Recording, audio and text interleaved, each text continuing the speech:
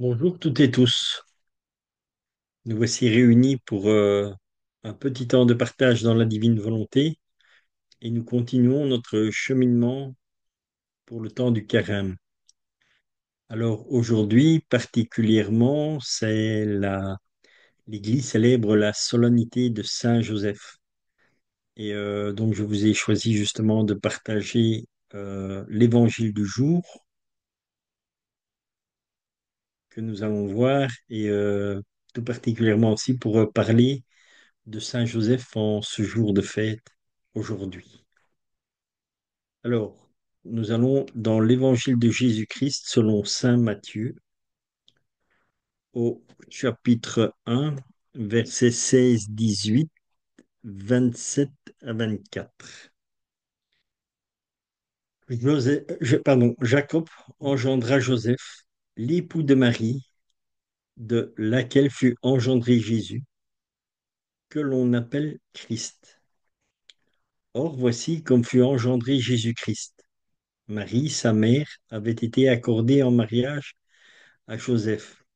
Avant qu'ils aient habité ensemble, elle fut enceinte par l'action de l'Esprit Saint. Joseph, son époux, qui était un homme juste, et ne voulait pas la dénoncer publiquement, décida de la renvoyer en secret.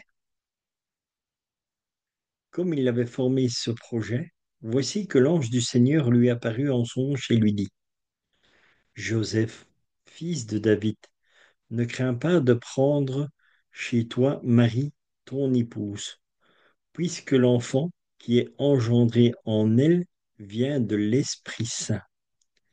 Elle enfantera un fils et tu lui donneras le nom de Jésus, c'est-à-dire le Seigneur sauve, car c'est lui qui sauvera son peuple de ses péchés.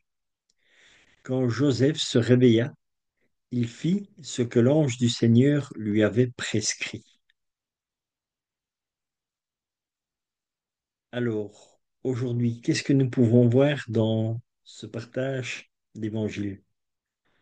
Moi, ce que j'ai à cœur de vous partager, c'est un peu de voir Saint Joseph. Saint Joseph est en premier lieu, c'est pas le patron, mais c'est lui le chef de famille de la Sainte Famille. Donc, c'est un exemple pour qui? Pour nous autres, pour toute personne qui vit dans le sacrement du mariage. Donc, il devient le père de Jésus. Il est marié à la Vierge Marie et deviendra le papa de Jésus. Donc voilà, ça c'est vraiment aussi ici où l'on voit la divine volonté. C'est Dieu qui veut que Saint Joseph devienne le père de son fils. Pourquoi est-ce que je vous parle de cela aussi particulièrement? Parce que quelque chose qui est très important de vivre, c'est le sacrement du mariage. Et malheureusement, j'ai quand même vu quelques petits désastres qui se sont produits dans des familles parce que l'un ou l'autre se convertissait. Je l'ai vu aussi bien chez des femmes que chez des hommes. Ils ont eu la grâce de conversion, ont commencé un cheminement, ont cru qu'ils devaient tout abandonner, qu'ils devaient laisser leur famille là et se tourner vers Dieu. Ça, c'est dû à leur conversion. Il y a une très mauvaise expérience spirituelle qu'ils ont fait. C'est ce que je vous parlais il y a quelques jours aussi en disant que nous sommes dans l'orgueil humain toute notre vie parce que quand nous avançons selon notre volonté à nous, nous désirons avoir une belle situation, nous désirons avoir une famille, nous désirons avoir une voiture, une maison, un bon travail, gagner beaucoup d'argent et c'est tout. Et tout ça, bien sûr, pas forcément avec Dieu. Mais à partir du moment où nous parvenons à rentrer dans la divine volonté et à désirer cela, toute notre vie est complètement différente. Et l'exemple de Saint Joseph est le meilleur exemple que l'on puisse suivre. Dans ces familles qui se sont séparées, malheureusement avec le nombre d'années qui se sont passées, j'ai vu que quelque part, la pensée que j'avais était exacte. Parce que ces gens n'ont pas eu une meilleure vie, n'ont rien fait de très particulier, ni quoi que ce soit, et ils ont tout abandonné. Donc, ils ont détruit quelque chose, ils ont détruit quelque chose que Dieu leur avait donné. Dieu leur avait donné le sacrement du mariage et leur avait donné une famille. Et cela a amené quoi? De la tristesse. Pourquoi? Parce qu'ils se sont basés sur des paroles, entre parenthèses, qui étaient dans l'écriture, mais encore une fois, l'écriture sans avoir une bonne connaissance et une bonne compréhension, vraiment à l'éclairage, comme on dit, de l'Esprit Saint. Et souvent, pour des personnes, il est conseillé vraiment, moi c'est quelque chose que je conseille, c'est vraiment d'avoir un accompagnateur spirituel. Et ils n'avaient pas pris cette panne. Donc, résultat, les familles sont détruites, les enfants sont blessés profondément, le mari ou l'épouse qui est resté ont de graves blessures aussi. Donc voilà, ils ont une vie très très difficile.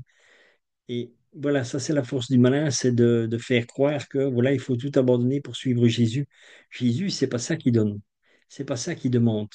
Si Jésus nous fait grâce dans notre vie du sacrement de mariage, c'est premièrement, c'est dans le sacrement du mariage, Jésus veut que nous fondions une famille.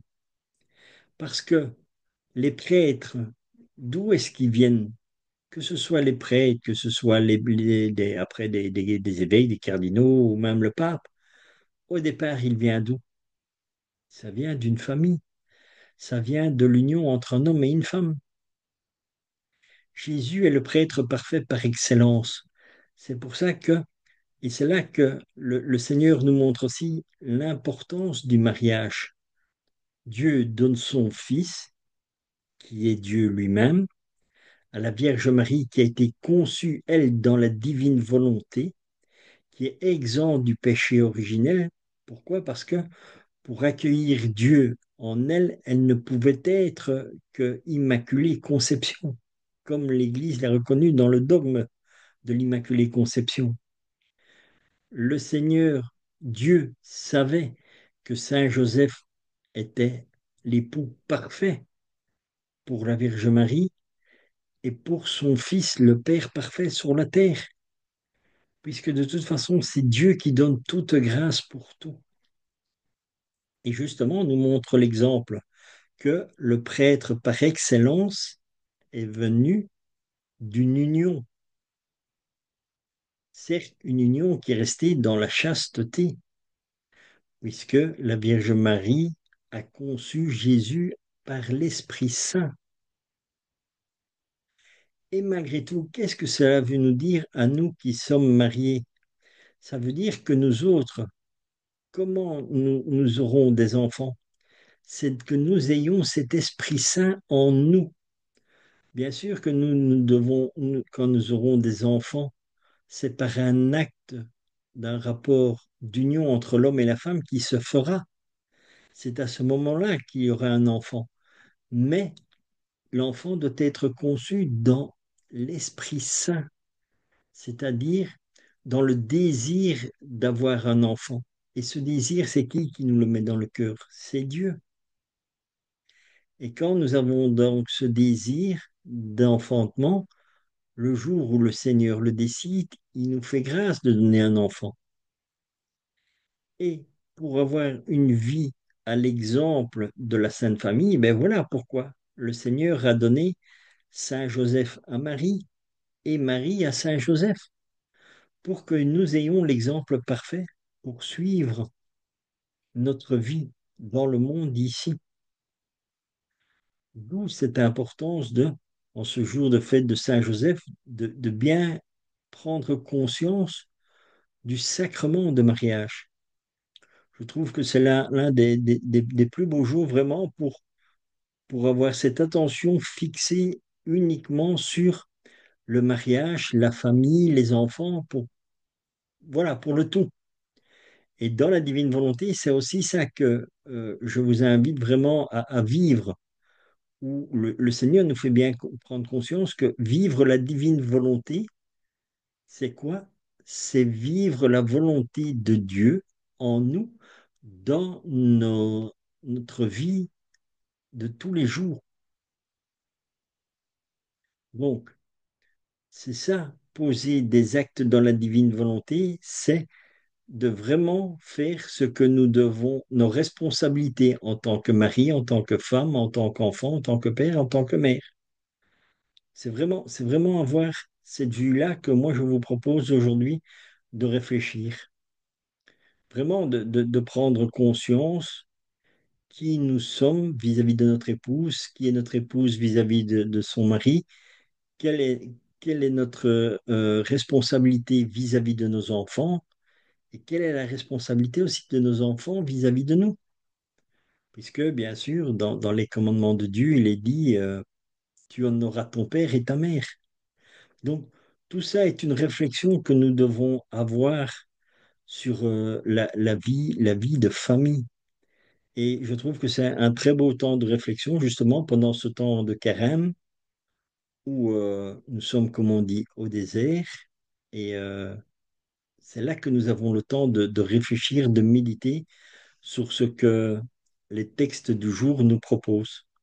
Et donc voilà, vraiment aujourd'hui, c'était sur ça que je voulais plus attirer l'attention, sur la Sainte Famille, sur l'exemple concret qu'il nous donne. Et voilà, et il nous donne vraiment le meilleur cheminement, comment notre vie devrait être.